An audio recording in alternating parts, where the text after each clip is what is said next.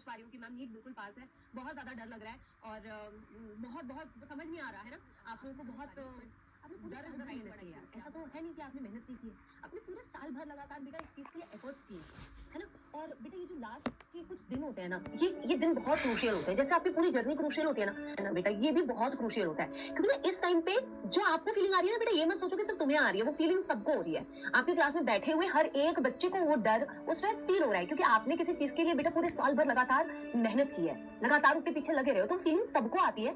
But इस वक्त ना अगर आप अपना मोमेंटम लूज कर देंगे ना बेटा, क्योंकि यही वो टाइम है जिस वक्त कुछ बच्चे अपना मोमेंटम लूज कर देते हैं और कुछ बच्चे अपने मोमेंटम को बहुत आगे और तेजी से आगे लेके जाते हैं। तो थैंक यू भैया। तो ये कहने का मतलब है बेटा कि this is the time when you have to not lose your momentum.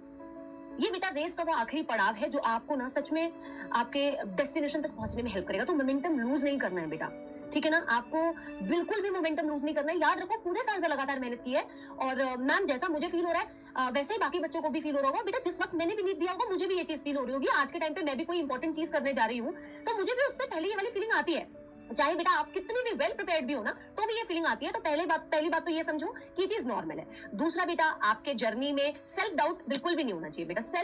जो इंसान डाउट करने लग जाए ना, अपने ऊपर हर चीज पे क्वेश्चन करने लग जाए, एग्जाम कैसा आएगा नहीं आएगा, बहुत टफ आएगा, पता नहीं मेरे को सारी चीजें मैं भूलता जा रहा हूँ, ये सेल्फ डाउट्स को आने मत दो बेटा। आती है धीरे धीरे उसको अपने आप से डिस्कार्ड करना है। क्यों डिस्कार्ड करना है? क्योंकि बेटा इससे ना भला कुछ नहीं होने वाला है। अगर आप सेल्फ डाउट करोगे तो बेटा एक नेगेटिव एनर्जी आप क्रिएट कर रहे हो। आपको नेगेटिव एनर्जी नहीं क्रिएट करनी बेटा।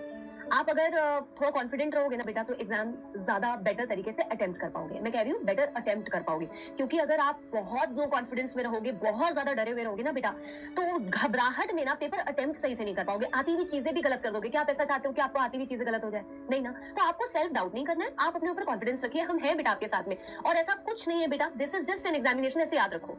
एक एग्जाम है बेटा, ऐसे कई एग्जाम्स आगे आपको देने हैं, है ना। ऐसे कई सारे मुश्किल एग्जाम से भी डिफिकल्ट चीजें आपके जीवन में आएंगी, ऑब्स्टिकल्स आपके जीवन में आएंगी और शायद आपके जीवन में आई भी होंगी। आपने हर ऑब्स्टेकल को बेटा पार किया है।